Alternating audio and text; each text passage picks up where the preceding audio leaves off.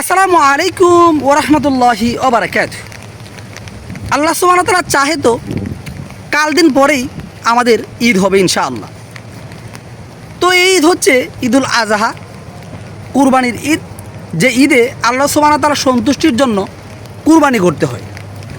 কুরবানি কখনো লোক দেখানোর জন্য হয় না। কুরবানিটা শুধুমাত্র কেবলমাত্র একমাত্র আল্লাহর খুশির জন্য হয়ে থাকে। এখন আমাদের এই সমাজে অনেক ভাই আছে বা অনেক বোনেরা আছে বা অনেক ভাইয়েরা আছে যারা কুরবানির ঈদের দিন ফজরের সলাত যায়।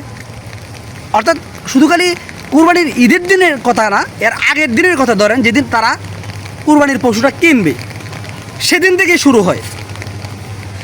মাগরিবের সময় যায় কুরবানি পশু কিনতে। তো মাগরিবের সময় যাওয়ার পর দেখা গেছে যে মাগরিবের সলাত নাই, কুরবানির পশু কিনতে কিনতে মাগরিবের সলাত বাদ।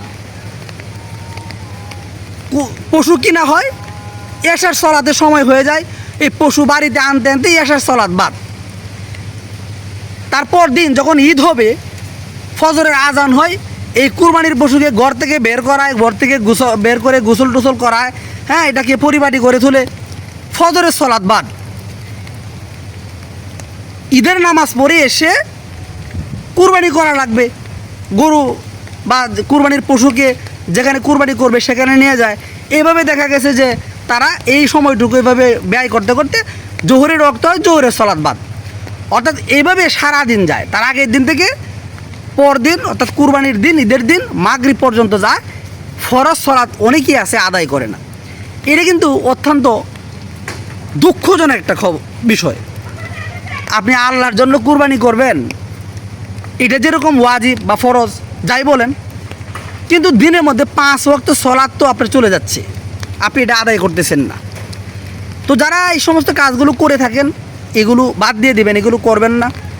অবশ্যই অবশ্যই কুরবানির পাশাপাশি আপনি যখন কাজ করবেন, কাজে অনেক ব্যস্ত থাকবেন, তার পাশাপাশি যখন আজান হবে সলাতটা আদায় করে তারপর আবার কাজটা শুরু করবেন। এটা আপনার জন্য কল্যাণ হবে, আল্লাহ সুবহানাহু ওয়া তাআলা খুশি হবে। আর আপনি ফরজ সলাত বাদ দিয়ে যদি কুরবানির জন্য গরু কাটতে হবে, ছাগল কাটতে হবে, হ্যাঁ, এই করতে হবে সেই করতে হবে, এভাবে যদি আপনি হেলায় ফেলায় ফরজ এবাদতটা অর্থাৎ ফরজ যে সলাত এটা যদি বাদ দিয়ে দেন, তাহলে এটা কিন্তু অত্যন্ত ঘৃণিত একটা কাজ হিসাবে পরিচিত হবে। এই জন্য প্রিয় ভাইয়েরা আমার, যারা কুরবানি করবেন তাদের প্রতি সবিনয় অনুরোধ, কুরবানি তো অবশ্যই করতে হবে। আপনার উপর কুরবানি যদি ওয়াজিব হয়ে থাকে বা ফরজ হয়ে থাকে, আপনাকে কুরবানি করতে হবে। সেক্ষেত্রে প্রত্যেক ওয়াক্তের সলাতে আপনাকে মনোযোগী হতে হবে। কুরবানির পাশাপাশি কাজের পাশাপাশি আপনাকে সলাতটা ঠিক টাইমে আদায় করে নিতে হবে। আসসালামু আলাইকুম ওয়া রাহমাতুল্লাহ।